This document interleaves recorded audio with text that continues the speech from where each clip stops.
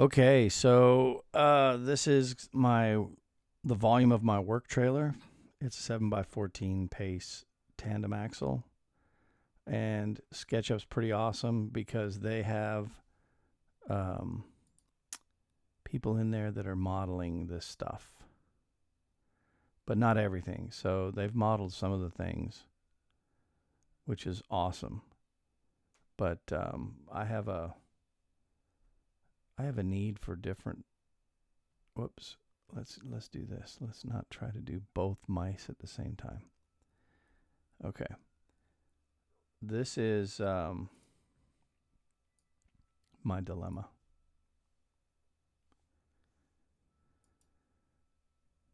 Let's just make it 150. Okay, so these are the Milwaukee Packout things that I have.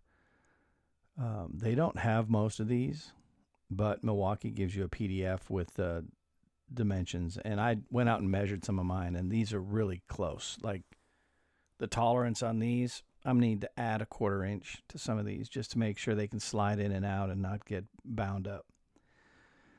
But I can't believe how much of this stuff I have. And then Milwaukee comes up with other cool things like this. The drawers are the best. I used to just, when I first jumped into all this, I bought all these, but you have to actually take them off of a stack to open them up and actually get things out of them. So that's kind of frustrating. I mean, it works and everything, but when they came out with drawers, oh man. If they would make this right here, this rolling cart with drawers, it would be perfect because then you'd never have to open the lid.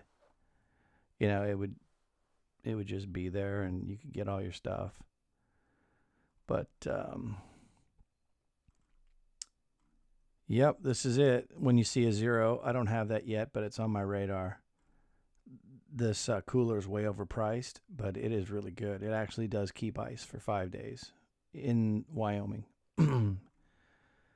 This cabinet, I have a track saw inside there. It's perfect for that. And this little one, where's this little one? The I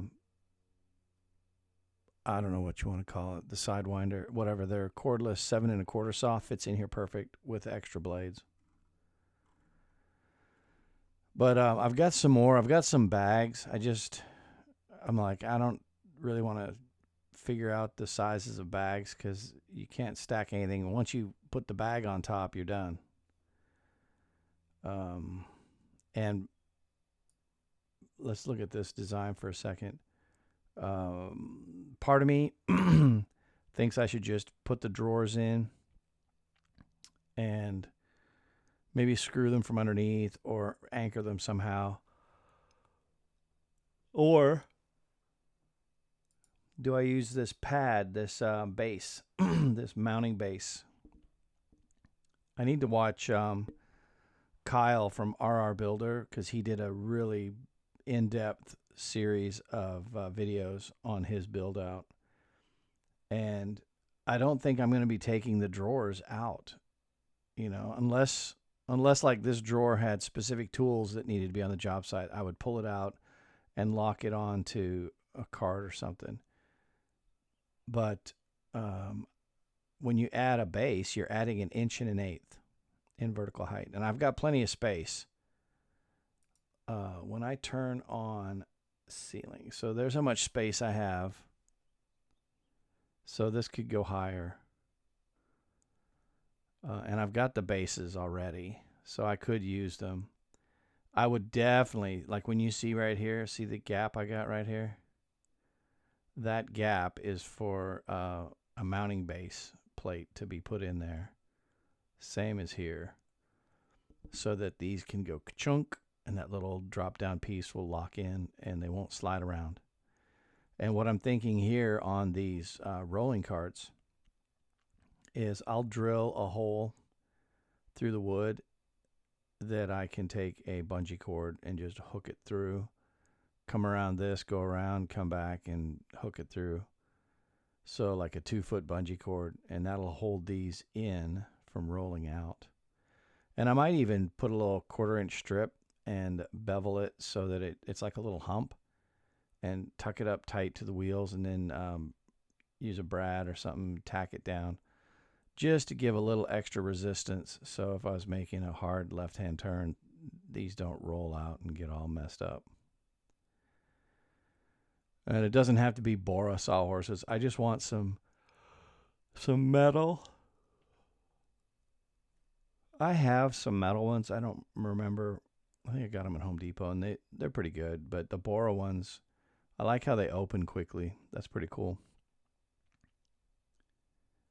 And then this is the SketchUp library's DeWalt chop saw stand. And I cut the legs off so that it, in my mind, I'm like, they're folded up, because I can't find one like that. I kind of wish that these big tool companies would share 3D models, and we don't need to have all the details, but for space planning, just the outside. So what I'm doing with this, I've got the dimensions. I'm just going to make big rectangular red boxes that match these sizes. They'll be like a polyline solid if you're talking cheap. And I'll fit them in where I got to fit them in, just so that I've got the spacing correct. So that's so the plan is power from the outside, waterproof connection, come up through some Schedule 40 and branch out to, I don't know if this will be just storage or workbench. I'm kind of leaning towards having a workspace right here, and then some more shelving and stuff up until the man door. But I want to run hardline air and electricity along the ceiling. Electricity for sure on both sides, air on one side right here to this coil, so that I can do things with this air right here from the trailer immediately. And then if I need to take my roll air out, I can just take it down the ramp, take it on site. This table saw actually has a stand bolted onto it right now. So I need to go measure that, but that's why it's elevated, because I don't actually know how big that is, but now that I've seen this, I need to go measure it right now. So there we go. That's the latest. It's going to be interesting to get this thing mapped out, and I'll probably make 10 changes as new things show up or different ideas happen. So drop comments if you're interested, or if you have any good ideas. I appreciate them. I just watched a guy, man, I wish I remember his name off the top of my head, but he's prior service Marine, and he went through his trailer item by item. It was awesome. So I appreciate it. I love those videos. So y'all have a great one, and I will talk to you later. If I can find the off button.